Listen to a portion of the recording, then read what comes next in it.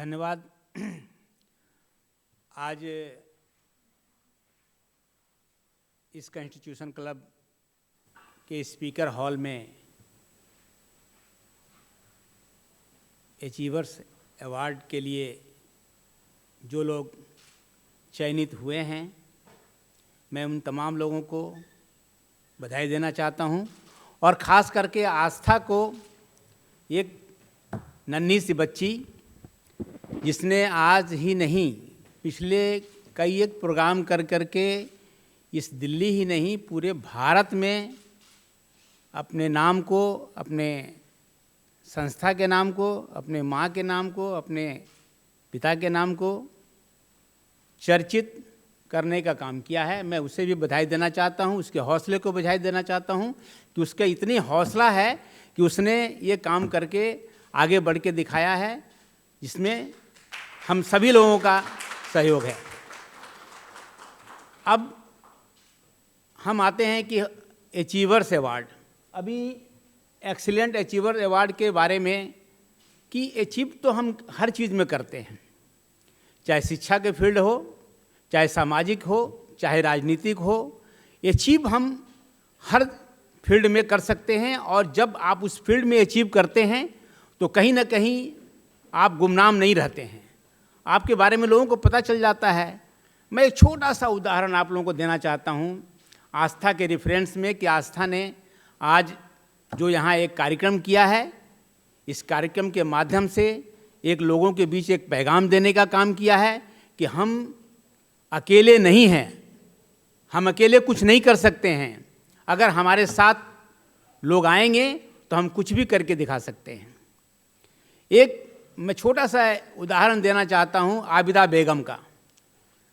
आंध्रा में और केरला में दो जगह कन्नूर है। अभी रिसेंटली बिपिन रावत जी की जो दुर्घटना हुई है उसी कन्नूर ज़िले में हुई है, वो तमिलनाडु में है। और उसी कन्नूर में एक फल बेचने वाले की पत्नी आबिदा बेगम थी और आबिदा बेगम के पति ठेले पर फल बेचा करते थे। तो जब वहाँ राजीव गांधी ने अनाउंसमेंट किया कि अब पंचायती राज का चुनाव होगा, जो निकाय का चुनाव होता है, पंचायत का चुनाव होता है, मुखिया का होता है, सरपंच का होता है, प्रधान का होता है, अभी बिहार में चुनाव हो रहा है इसका। तो उसकी पत्नी ने कहा कि मैं चुनाव लड़ना चाहती हूँ। आबिदा बेगम ने कहा कि पैसे कहाँ हैं मेरे पास, मैं तो फल ठेले पर बेचता हूँ। उसने कहा कि पैसे की ज़रूरत नहीं है, आप सिर्फ मुझसे हौसला दीजिए, हिम्मत दीजिए, मैं करके दिखाऊंगी। उसके पति ने हौसला दिया, उसने चुनाव जीत गई। चुनाव जीतने के बाद उसने महिलाओं का सेल्फ हेल्प ग्रुप बनाया और सेल्फ हेल्प ग्रुप बना करके और उसने काम करना शुरू किया। उसने एक निजी बैंक की स्थापना किया और उस निजी बैंक से महिलाओं को पैसे दे करके, बहुत मिनिमम इंटरेस्ट पर दे करके लोगों को पापड़ बनाने का, अचार बनाने का, इस तरह से स्वरोजगार योजना का उसने प्रादुर्भाव किया, शुरुआत किया। और आप यकीन नहीं करेंगे कि जब अमेरिका के राष्ट्रपति ने जब उसे मार्गेस्ट अंगवा पुरस्कार के लिए वहाँ के डीएम को पत्र जब दिया और डीएम जब उसके घर पर गए कि आपको अमेरिका जाना है, ये आपका टिकट है, या आपका वीज़ा है, या आपका पासपोर्ट हम बनवा देते हैं आपको, और सारा करने के बाद वो जब पुरस्कार लेने के अमेरिका गई और जब अमेरिका से आई तो सारी दुनिया के इलेक्ट्रॉनिक मीडिया और प्रिंटिंग मीडिया ने उसका कवर किया और तब लोगों ने जाना कि आबिदा बेगम भी एक महिला है।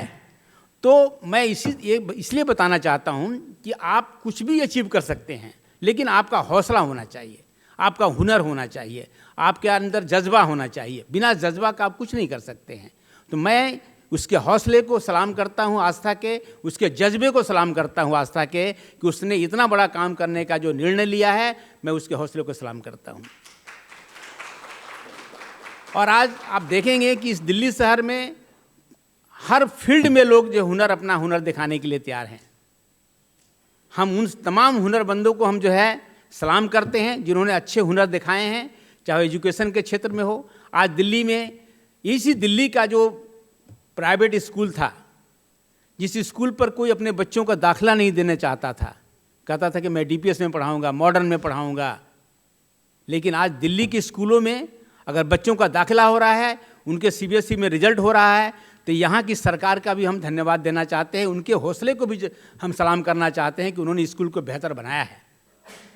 इसी तरह से बेहतर हर चीज़ में बनाया जा सकता है, लेकिन उसके लिए आदमी को कुर्बानी देनी पड़ेगी, उसके लिए आदमी को हौसला रखना पड़ेगा, आदमी को हुनर रखना पड़ेगा, तभी कुछ कर सकते हैं। आज मेरे पास रोहित पांडे जी बैठे हुए हैं, जो बार एसोसिएशन के पूर्व सेक्रेटरी भी रहे हुए हैं सुप्रीम कोर्ट बार एसोसिएशन के। इन्होंने आज एक छोटे से शहर फैजाबाद से आकर के दिल्ली के सुप्रीम कोर्ट में बार एसोसिएशन का सेक्रेटरी बन जाना कोई छोटी बात नहीं है। तो इनके अंदर जज्बा है, इनके अंदर हौसला है, इन्होंने अपने हौसला दिखाया है। इसी बीच हमारे अजय पांडे जी भी बैठे हुए हैं। उन्होंने राजनीति की पाठशाला पिछले 5 साल से शुरू कर करके उन्होंने पूरे देश में राजनीति की पाठशाला को 24 राज्यों में उन्होंने उसको इस्टेब्लिश कर दिया। आज यहीं बैठी हुई हैं सुषमा राय बैठी हुई हैं, जो एक अच्छा छोटा सा रिक्रूटर्स जो है वो चलाती हैं, और उससे लेकर के यहाँ के अनएम्प्लॉयड यूथ को बाहर भेजने का काम करती है, उनको जॉब ओरिएंटेड करती हैं जो है। तो हम उनके हौसले को भी सलाम करना चाहते हैं। इसी तरह से यहाँ बहुत सारे जो है लोग बैठे हुए हैं, मैं थोड़ा नाम भूल रहा हूँ, कई लोग हैं जो है ये जो है मैं उनका नाम नहीं जानता। उन लोगों ने अपने अपने फील्ड में अपना हुनर दिखाने का काम किया है। अजीता जी पिछले दिनों एक ऑनलाइन एजुकेशन पर एक कार्यक्रम किया था उन्होंने, जिसमें 72 लोग पार्टिसिपेट किए थे पूरे भारत से, और उसका विषय था कि ऑनलाइन एजुकेशन से कितना नुकसान है और कितना फ़ायदा है। उस पर काफ़ी ओपिनियन आया था, और उसमें आस्था एक एज ए स्टूडेंट आस्था ने इतना अपना अच्छा ओपिनियन रखा था, वो आज भी मुझे याद है। मैं उस बच्ची को नहीं जानता था, आस्था को, बाद में पता चला कि अजीता जी की लड़की है। तो मैंने उसे बहुत धन्यवाद दिया कि तुमने ऑनलाइन एजुकेशन के मेरिट और डिमेरिट पर बहुत अच्छा डिस्कशन में तुमने पार्टिसिपेट किया और बहुत अच्छी बात रखा। तो ये हम जो अचीवर्स हैं, आज हमारे बीच बहुत सारे अचीवर्स आए हुए हैं, और उनको अवार्ड देने की योजना भी है इस संस्था की।